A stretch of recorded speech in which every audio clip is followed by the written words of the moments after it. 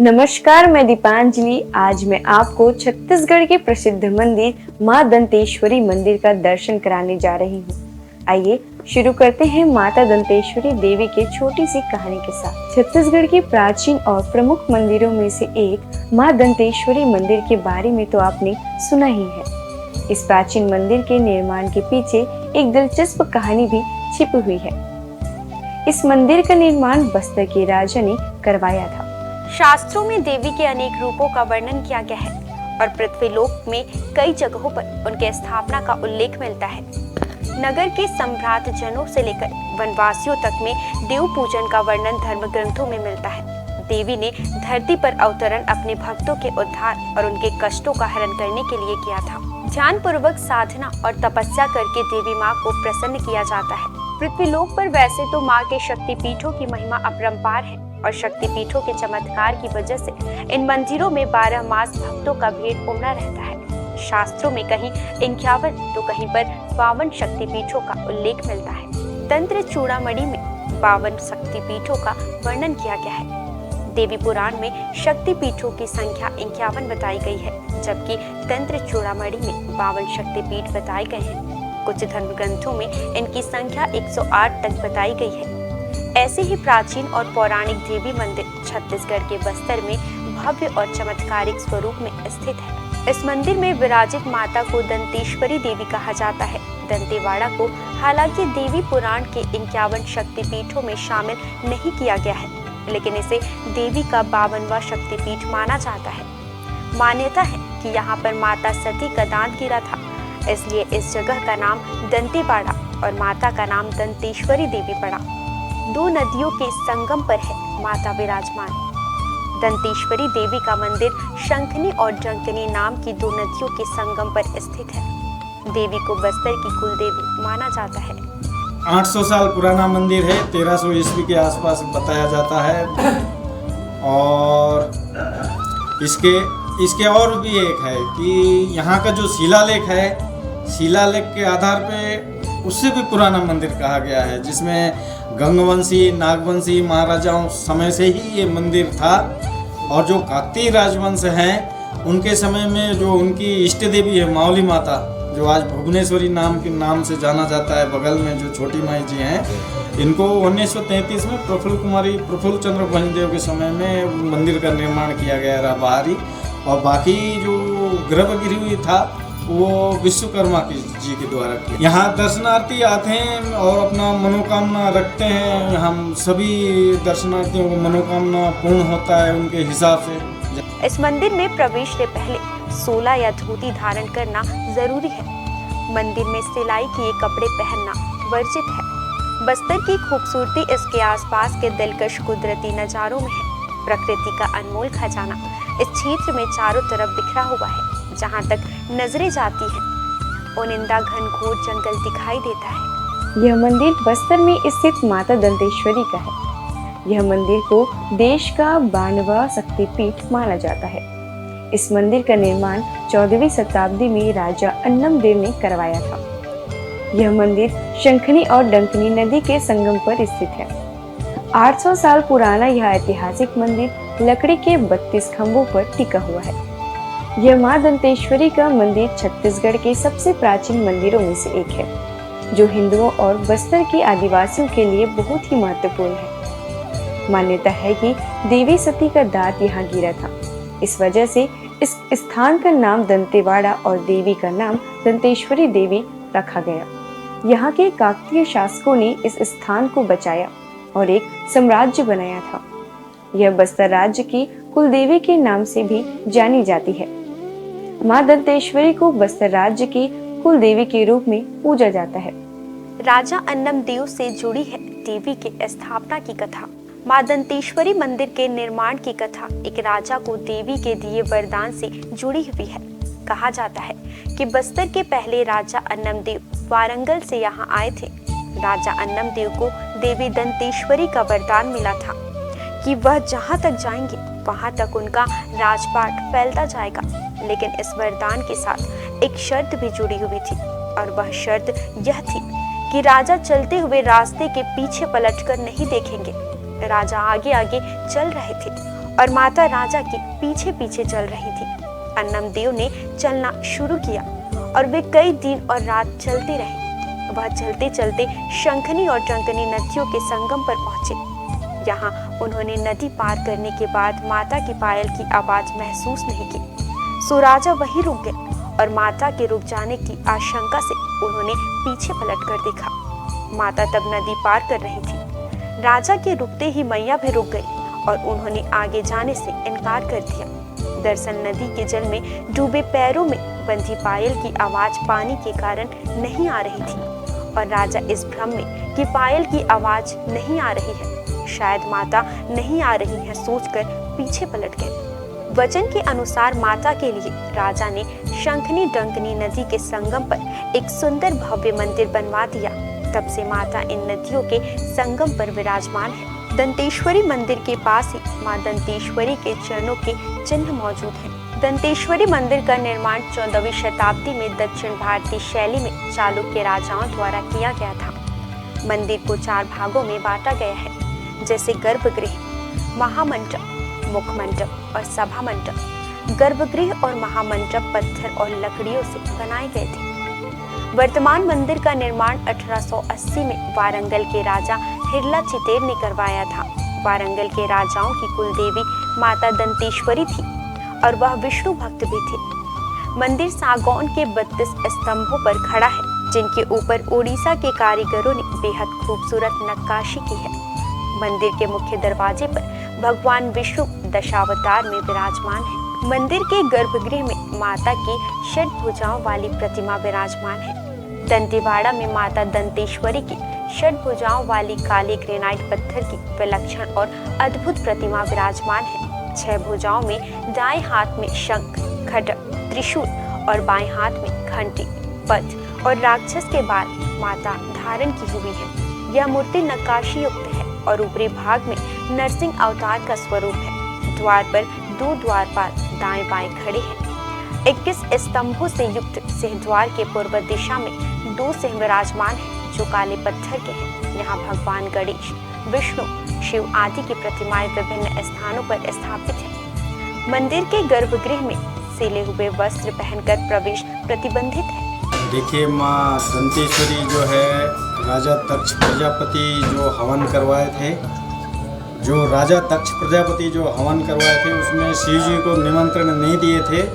इसीलिए माँ सती जी ने उन्होंने जाके जो दक्ष प्रजापति को नाराज होके वो अपने उस हवन कुंड में माता जी अग्नि में समाहित हो गई। तो उसमें क्या है, माता जी का जो शरीर का जो ढांचा था उसको क्या है, शिव जी 14 भुवन में लेके घूम रहे थे। तो सृष्टि का संतुलन सही नहीं रहेगा। शिव जी माता जी की वियोग में इधर उधर घूम रहे हैं, उनका ढांचा, शरीर का ढांचा को लेके। तो इसीलिए विष्णु जी को सभी देवताओं ने आह्वान किया और उनका सुदर्शन चक्र का आह्वान करके माता जी का जो ढांचा था शरीर का, उसको छत विच्छत करने के लिए कहा गया, सुदर्शन चक्र को। तो उस समय माता जी का यहाँ दांत का जो भाग है वो यहाँ गिरा था, इसीलिए माता जी का नाम दंतेश्वरी पड़ा है यहाँ दंतेवाड़ा में। और माता जी पहले वारंगल में निवास करते थे, वहाँ माँ तेलम्मा के नाम से। तो विजयदशमी के दिन काकतीय राजवंश महाराजाओं को माता जी का आशीर्वाद मिला कि भाई आप एक नए राज्य का निर्माण करिए और आप पूर्व की ओर मेरे साथ चलिए। और माता जी ने उनके साथ शर्त रखी महाराजा के साथ कि आप पीछे पलट के नहीं देखेंगे और आप जहाँ पीछे पलटेंगे वहीं मैं रुक जाऊंगी और वहीं मेरा मंदिर का निर्माण करना पड़ेगा। तो महाराजा के साथ ये लगभग 1200-1300 ईस्वी में महाराजा साहब माता जी के आशीर्वाद से विजयदशमी के दिन अपना राज्य का विस्तार करने के लिए ये पूर्व दिशा की ओर आए वारंगल से। तो आते आते जो पैरी नदी बोलते हैं, आपको जानकारी होगा, पैरी नदी में माता जी का पायल बजना बंद हो गया। तो महाराजा साहब को शंका लगा कि माता जी नहीं आ रही हैं, वो कहीं रुक गई हैं। तो वो पलट के देखने के बाद माता जी आ रही थी, लेकिन माता जी के कहे अनुसार माता जी को वहीं रुकना पड़ा और उसी के समकक्ष जगह में आप माता जी इधर बस्तर क्षेत्र में आके बारसूर में भी रही हैं और बारसूर में महाराजाओं का राजमहल भी बनाया गया था वर्णासुर को जीतने के बाद। और वहीं से माता जी तिलम्मा के नाम से जाना जाती थी और माता जी यहाँ बस्तर महाराजाओं के आशीर्वाद से दंतेवाड़ा में दंतेश्वरी के नाम से प्रचलित है। आंध्र प्रदेश के वरंगल राज्य के प्रतापी राजा अन्नम देव ने यहाँ देवी माँ दंतेश्वरी और माँ भुवनेश्वरी की स्थापना की। बीते 800 सालों से यह मंदिर उसी अवस्था में है। मंदिर के गर्भगृह में माता दंतेश्वरी की काले रंग की पत्थर की एक सुंदर प्रतिमा विराजमान है। मंदिर परिसर में ही माता दंतेश्वरी के चरण चिन्ह भी मौजूद है। माता दंतेश्वरी के पास माँ भुवनेश्वरी देवी है विराजमान। माँ दंतेश्वरी मंदिर के पास ही उनकी छोटी बहन माँ भुवनेश्वरी का मंदिर है। माँ भुवनेश्वरी को मावली माता माणिकेश्वरी देवी के नाम से भी जाना जाता है। माँ भुवनेश्वरी देवी आंध्र प्रदेश में माँ पेटाम्मा के नाम से विख्यात है और लाखों श्रद्धालु उनके भक्त हैं। छोटी माता भुवनेश्वरी देवी और माई दंतेश्वरी की आरती एक साथ की जाती है और एक ही समय पर भोग लगाया जाता है। लगभग 4 फीट ऊंची माँ भुवनेश्वरी की प्रतिमा अष्टभुजाओं वाली और 4 फीट ऊंची है। मंदिर के गर्भगृह में 9 ग्रहों की प्रतिमाएं हैं। वहीं भगवान विष्णु अवतार नरसिंह, माता लक्ष्मी और भगवान गणेश की प्रतिमाएं स्थापित हैं। माणिकेश्वरी मंदिर का निर्माण 10वीं शताब्दी में हुआ। फाल्गुन माह में होता है मड़ई उत्सव का आयोजन। होली से 10 दिन पूर्व यहाँ फाल्गुन मड़ई का आयोजन होता है, जिसमें आदिवासी संस्कृति की विश्वास और परंपरा की झलक दिखाई पड़ती है। 9 दिनों तक चलने वाले फाल्गुन मड़ई में आदिवासी संस्कृति की अलग अलग रस्मों की अदायगी होती है। मड़ई में ग्राम देवी देवताओं की ध्वजा, छत्र और ध्वजा दंड पुजारियों के साथ शामिल होते हैं। करीब 250 से भी ज्यादा देवी देवताओं के साथ माई की डोली प्रतिदिन नगर भ्रमण कर नारायण मंदिर तक जाती है और लौटकर पुनरू मंदिर आती है। इस दौरान नाच मंडली की रस्म होती है, जिसमें बंजारा समुदाय द्वारा किए जाने वाला लमान नाचा के साथ ही भद्री नाच और फाग गीत गाया जाता है। माता की डोली के साथ ही फाल्गुन नवमी, दशमी, एकादशी और द्वादशी को लम्हा मार, कोड़की मार, चितल मार और गौर मार की रस्म होती है। मड़ई के अंतिम दिन सामूहिक नृत्य में सैकड़ों लोग शामिल होते हैं और रात भर इसका आनंद लेते हैं। फाल्गुन मड़ई में दंतेश्वरी मंदिर में बस्तर अंचल के लाखों लोगों की भागीदारी होती है। यहाँ स्थित नदी के किनारे अष्ट भैरव का आवास माना जाता है, इसलिए यह स्थल तांत्रिकों के लिए महत्वपूर्ण स्थल है। यहाँ आज भी बहुत से तांत्रिक पहाड़ी गुफाओं में तंत्र विद्या की साधना कर रहे हैं। 1883 तक यहाँ नर बलि होती रही है। इसे दंतेश्वरी रूप से यहाँ पे माता स्थापित है। ये 108 शक्ति पीठों में इनका नाम आता है। और बाबा भैरव का संबंध ये है, बाबा भैरव जो है भगवान शंकर के 5वां रुद्रावतार, और भगवान शंकर के जो 5वां रुद्रावतार होने के कारण उनका भगवान शंकर का यह आदेश है भैरव जी का, जहाँ जहाँ माता जी स्थापित हैं वहाँ उनके रक्षक के रूप से विराजमान है। ये बाबा भैरव का भगवान शंकर के 5वां रुद्रावतार, भगवान शंकर के रुद्रावतार में बाबा भैरव। इस मंदिर के गर्भगृह में सिले हुए कपड़े पहनकर जाना मना है। यहाँ पुरुष धोती या लुंगी पहनकर ही मंदिर में प्रवेश करते हैं, इसलिए मंदिर जाने से पहले धोती पहनना जरूर सीख ले। दंतेश्वरी मंदिर के अलावा यहाँ और भी कई सारे मंदिर हैं, जैसे माँ भुवनेश्वरी का मंदिर, भैरव मंदिर इत्यादि।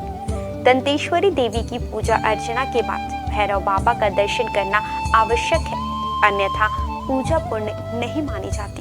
आइए जानते हैं बस्तर दशहरा की एक छोटी सी कहानी। बस्तर में मनाए जाने वाले दशहरा पर्व में कई रस्में होती हैं और 13 दिन तक दंतेश्वरी माता समेत अनेक देवी देवताओं की पूजा की जाती है। 75 दिनों तक चलने वाला बस्तर दशहरा की शुरुआत हरेली अमावस्या से होती है, जिसमें सभी वर्ग, समुदाय और जाति जनजातियों के लोग हिस्सा लेते हैं। देखिए, ये महाराजा पुरुषोत्तम देव के समय से ही ये दशहरा कार्यक्रम स्टार्ट हुआ है।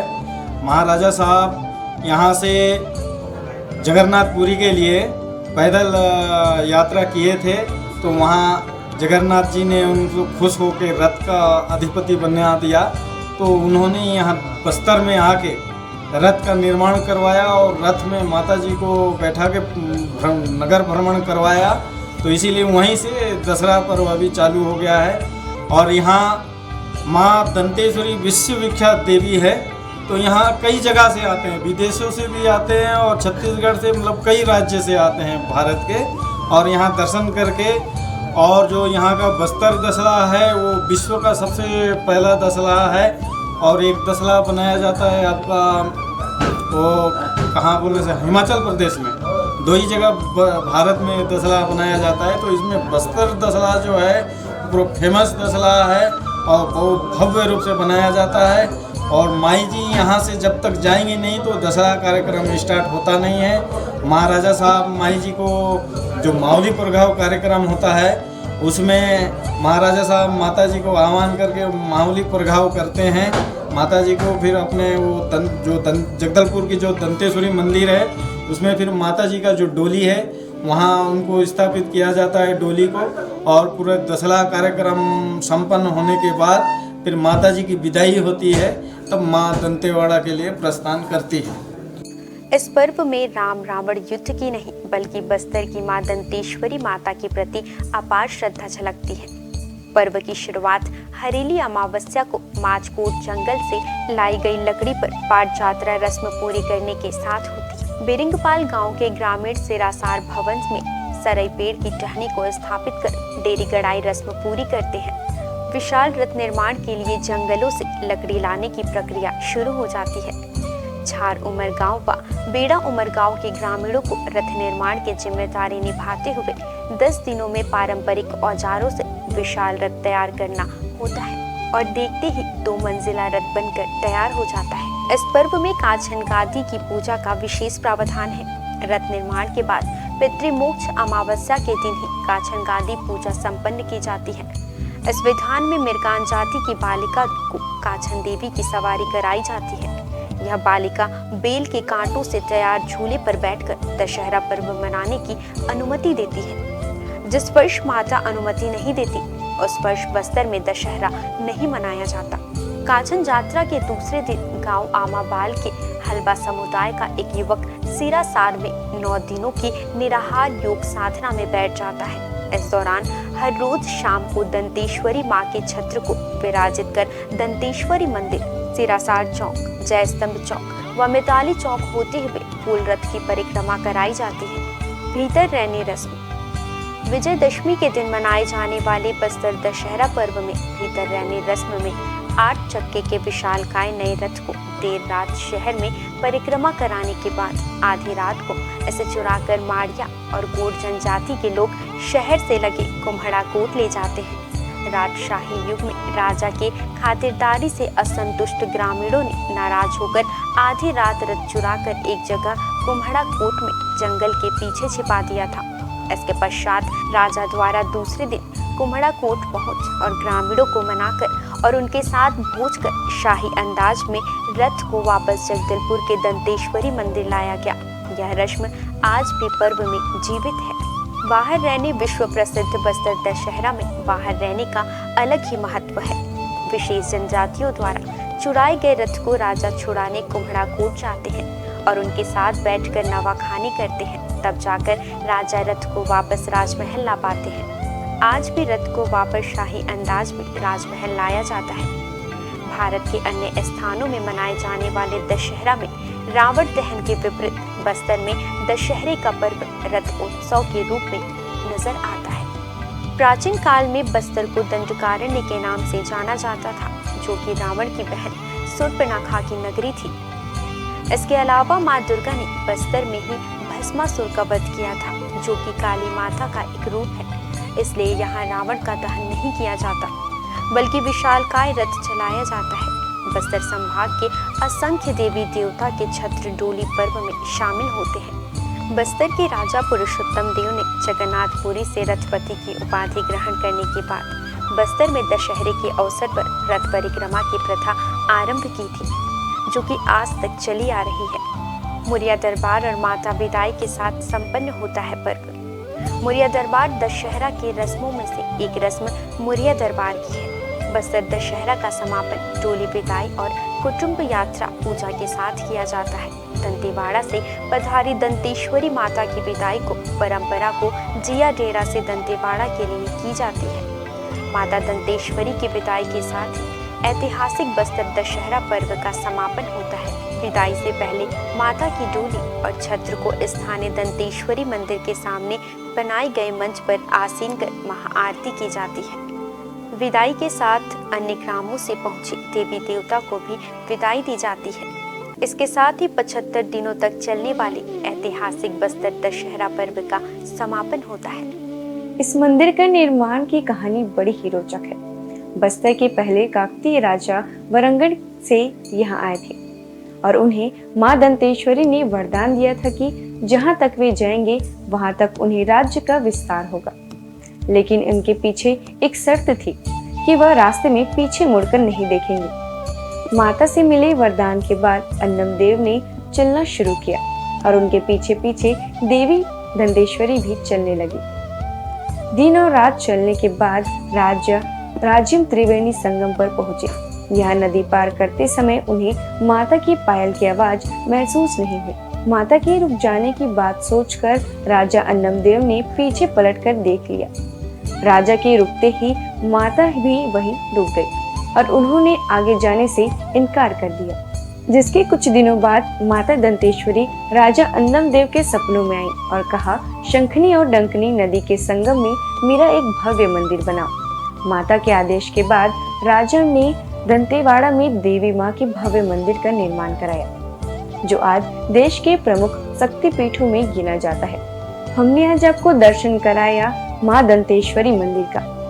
आगे ही हम ऐसे अलग अलग मंदिरों का दर्शन आपको कराते रहेंगे। देखते रहिए इंडियन न्यूज़। नमस्कार।